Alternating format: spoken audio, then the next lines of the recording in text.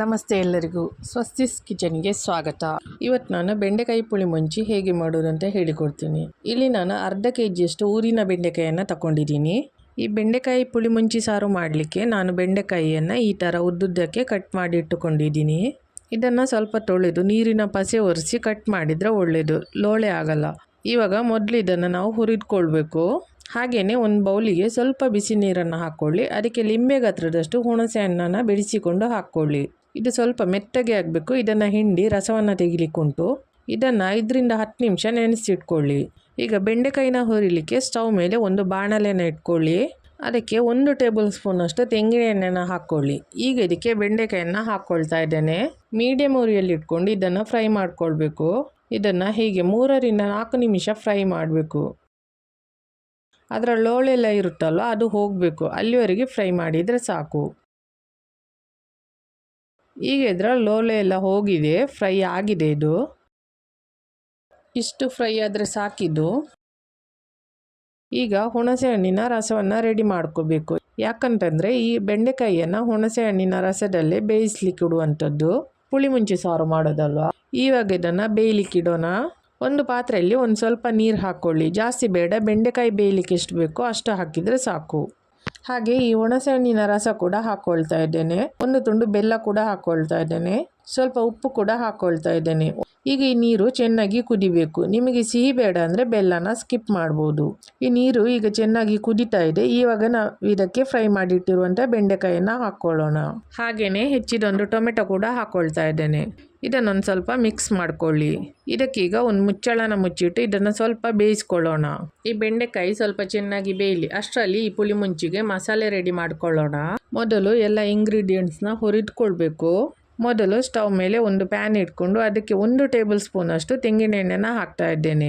ಇದಕ್ಕೆ 4ರಿಂದ 5 ಎಸಳು ಬೆಳ್ಳುಳ್ಳಿ, ಅರ್ಧ ನೀರುಳ್ಳಿ, 1/4 ಟೇಬಲ್ ಸ್ಪೂನ್ ಅಷ್ಟು ಮೆಂತೆ, 1 ಕರಿಬೇವು, 1 ಟೇಬಲ್ ಸ್ಪೂನ್ ಅಷ್ಟು ಜೀರಿಗೆ, 2 ಟೇಬಲ್ ಸ್ಪೂನ್ ಅಷ್ಟು ಕೊತ್ತಂಬರಿ ಬೀಜ, ಅರ್ಧ ಟೇಬಲ್ ಸ್ಪೂನ್ ಅಷ್ಟು ಉದ್ದಿನ ಬೇಳೆ, ಅರ್ಧ ಟೇಬಲ್ ಸ್ಪೂನ್ ಅಷ್ಟು ಸಾಸಿವೆ, 10ರಿಂದ 12 ಬ್ಯಾಡಗಿ ಮೆಣಸು, 1-2 ಖಾರ ಮೆಣಸು ಹಾಕ್ಕೊಳ್ಳಿ. ಇದನ್ನು 1 ನಿಮಿಷ ಹುರಿದುಕೊಳ್ಳೋಣ. ಇದು ಸ್ವಲ್ಪ ರೋಸ್ಟ್ ಮಾಡಿದರೆ ಸಾಕು.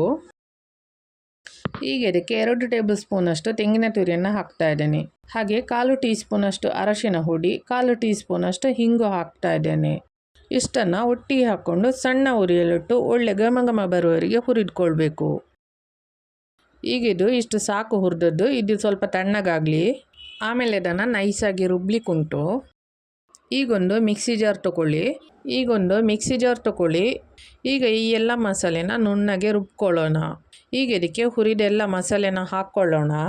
ರುಬ್ಲಿಕ್ಕೆ ಸ್ವಲ್ಪ ನೀರು ಹಾಕಿ ನುಣ್ಣಗೆ ರುಬ್ಕೊಳ್ಬೇಕು. ತುಂಬ ನುಣ್ಣಗೆ ರುಬ್ಬಿದರೆ ಈ ಸಾರು ತುಂಬ ಚೆನ್ನಾಗಿ ಬರುತ್ತೆ.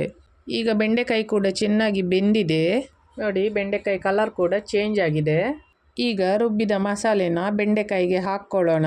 ಈಗ ಇದೇ ಮಿಕ್ಸಿಗೆ ಸ್ವಲ್ಪ ನೀರು ಹಾಕಿ ಅದನ್ನು ಕೂಡ ಹಾಕ್ಕೊಳ್ತಾ ಇದ್ದೇನೆ. ನೀವೇನಾದರೂ ಬೇಯುವಾಗ ಸ್ವಲ್ಪ ನೀರು ಜಾಸ್ತಿ ಹಾಕಿದರೆ ಅದನ್ನು ಮಸಾಲೆ ಹಾಕೋದಕ್ಕಿಂತ ಮುಂಚೆ ಸ್ವಲ್ಪ ತೆಗೆದಿಟ್ಕೊಳ್ಳಿ. ಮತ್ತೆ ಬೇಕಿದ್ದರೆ ಮಸಾಲೆ ಎಲ್ಲ ಹಾಕ್ಕೊಂಡ ನಂತರ ಹದ ನೋಡಿಕೊಂಡು ಹಾಕ್ಕೊಳ್ಬೋದು. ಈಗ ಇದನ್ನು ಒಂದು ಸಲ ಚೆನ್ನಾಗಿ ಮಿಕ್ಸ್ ಮಾಡ್ಕೊಳ್ಳೋಣ. ಈಗ ಇದಕ್ಕೆ ರುಚಿಗೆ ತಕ್ಕಷ್ಟು ಉಪ್ಪನ್ನು ಹಾಕ್ಕೊಳ್ತಾ ಇದ್ದೇನೆ. ನಾನಿಲ್ಲಿ ಜಾಸ್ತಿ ನೀರು ಹಾಕಲಿಲ್ಲ, ಯಾಕಂದರೆ ನಾನು ಬೇಯುವಾಗ ಸ್ವಲ್ಪ ಜಾಸ್ತಿ ನೀರು ಹಾಕಿದ್ರಿಂದ ನಾನು ಮಸಾಲೆ ಹಾಕಿ ಹದ ಮಾಡಿದ ನಂತರ ಇದು ಸರಿಯಾಗಿದೆ. ಇದು ಹದ ಇದು ನೀವು ಹದ ನೋಡಿಕೊಂಡು ನಿಮಗೆ ಬೇಕಾದಷ್ಟು ನೀರು ಸೇರಿಸ್ಕೊಳ್ಳಿ. ತುಂಬ ತೆಳು ಮಾಡಬೇಡಿ. ಈಗ ಉರಿಯನ್ನು ಸ್ವಲ್ಪ ಜಾಸ್ತಿ ಇಟ್ಕೊಂಡು 5 ನಿಮಿಷ ಚೆನ್ನಾಗಿ ಕುದಿಸ್ಕೊಳ್ಳೋಣ.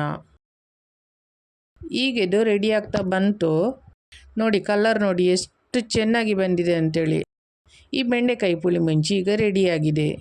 ಈಗ ಇದಕ್ಕೆ ಒಂದು ಒಗ್ಗರಣೆ ಹಾಕ್ಕೊಳ್ಳೋಣ. ಒಗ್ಗರಣೆಗೆ ಒಂದು ಪ್ಯಾನಿಗೆ 1 ಟೇಬಲ್ ಸ್ಪೂನ್ ಅಷ್ಟು ತೆಂಗಿನೆಣ್ಣೆ ಹಾಕ್ತಾ ಇದ್ದೇನೆ. ಅರ್ಧ ಟೀ ಸ್ಪೂನ್ ಅಷ್ಟು ಸಾಸಿವೆ, 1 ಕರಿಬೇವು ಎಲೆ, 2 ಒಣಮೆಣಸನ್ನು ಕಟ್ ಮಾಡಿ ಹಾಕಿದ್ದೀನಿ. ಇದನ್ನೊಂದು ಸ್ವಲ್ಪ ಚೆನ್ನಾಗಿ ಹುರಿದುಕೊಳ್ಳೋಣ. ಈಗ ಇದನ್ನು ಬೆಂಡೆಕಾಯಿ ಪುಳಿ ಮುಂಚಿಗೆ ಒಗ್ಗರಣೆ ಹಾಕ್ಕೊಳ್ಳೋಣ. ಈ ಒಗ್ಗರಣೆ ಎಲ್ಲ ಸೇರಿ ಬೆಂಡೆಕಾಯಿ ಪುಳಿ ಮುಂಚಿ ಸಖತ್ ರುಚಿಯಾಗಿರುತ್ತೆ. ನಮ್ಮ ಮಂಗಳೂರಿನ ಬೆಂಡೆಕಾಯಿ ಪುಳಿ ಮುಂಚಿ ಸಾರು ರೆಡಿಯಾಗಿದೆ. ಈಗ ಇದನ್ನು ನೀವು ಬಿಸಿ ಬಿಸಿ ಬಾಯ್ಲ್ಡ್ ರೈಸ್ ಜೊತೆ ಟ್ರೈ ಮಾಡಿ, ತುಂಬ ಟೇಸ್ಟಿಯಾಗಿರುತ್ತೆ.